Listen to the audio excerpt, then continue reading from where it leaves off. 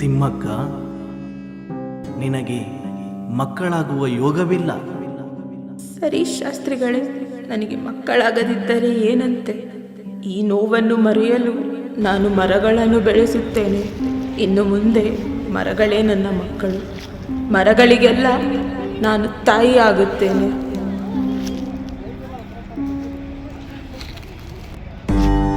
ಗುರು ಬ್ರಹ್ಮ ಗುರು ವಿಷ್ಣು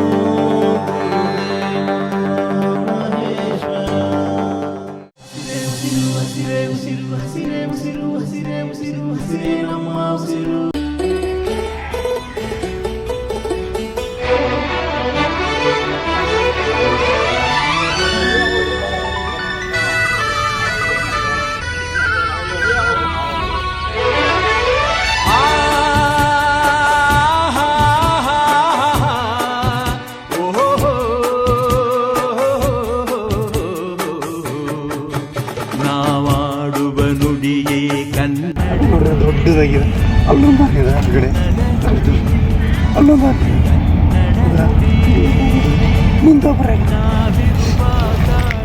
ಗಂಧದ ಗುಡಿ, ಅಂದದ ಗುಡಿ, ಚಂದದ ಗುಡಿ, ನಾವಾಡುವ ನುಡಿಯೇ ಕನ್ನಡ ನುಡಿ. ನಾವಿರುವ ತಾಣವೇ ಗಂಧದ ಗುಡಿ, ಅಂದದ ಗುಡಿ, ಗಂಧದ ಗುಡಿ, ಚಂದದ ಗುಡಿ, ಶ್ರೀಗಂಧದ ಗುಡಿ. ಆಹಾ ಆಹಾ ಆಹಾ ಆಹಾ ಆಹಾ.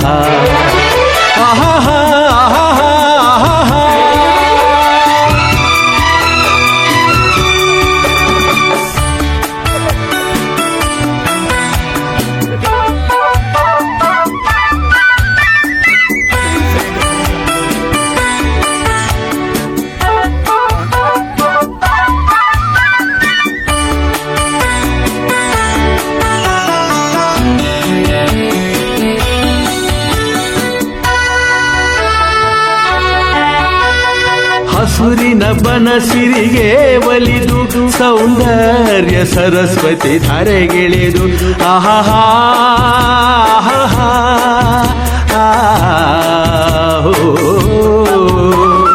ಹರಿಯುವ ನದಿಯಲ್ಲಿ ಜಾಡಿ ಭುವನದಲ್ಲಿ ನಲಿಯುತ್ತ ಓಲಾಡಿ ಚೆಲುವಿನ ಬಲೆಯ ಬೀಸಿದಳು ಈ ಗಂಧದ ಗುಡಿಯಲ್ಲಿ ನೆಲೆಸಿಹಳು. ಇದು ಯಾರ ತಪಸ್ಸಿನ ಫಲವು?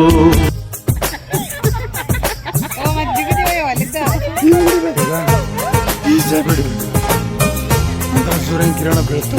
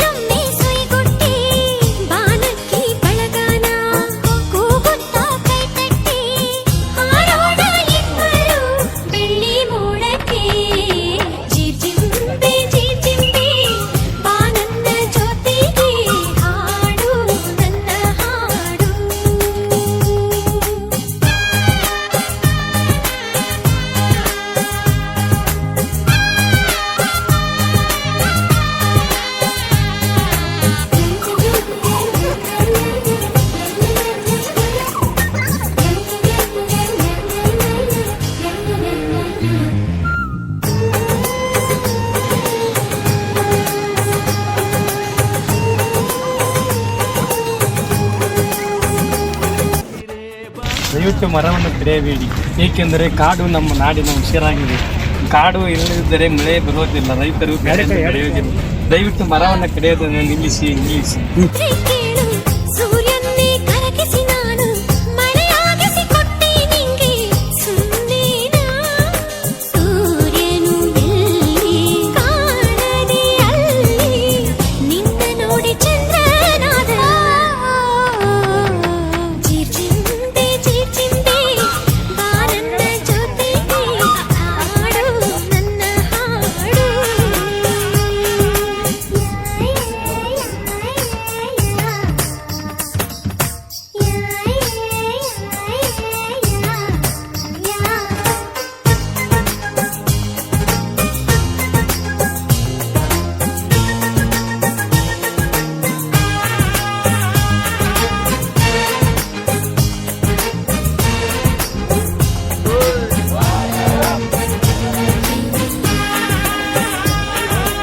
ಈ ಹಕ್ಕಿ ಸಾಲು ಸಾಲು ಎಲ್ಲೆಲ್ಲೋ ಹಾರಿದರೂನು ತಾವೆತ್ತ ಗೂಡಿನ ದಾರಿ ಮರೆಯುವುದೇ ಈ ಬಂಡಿ ಹೊಗೆಯುಗುಳುತ್ತ ತನ್ನೂರೇ ಮರೆತವನಂತೆ.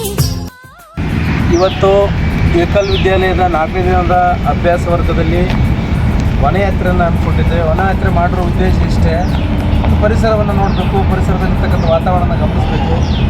ಜೊತೆಗೆ ನಾವು ಮಾಡಬೇಕಾಗಿದ್ದ ಕರ್ತವ್ಯ ಏನಪ್ಪ ಅಂದರೆ ಸಸಿಗಳನ್ನು ನಾವು ನೆಡಬೇಕು.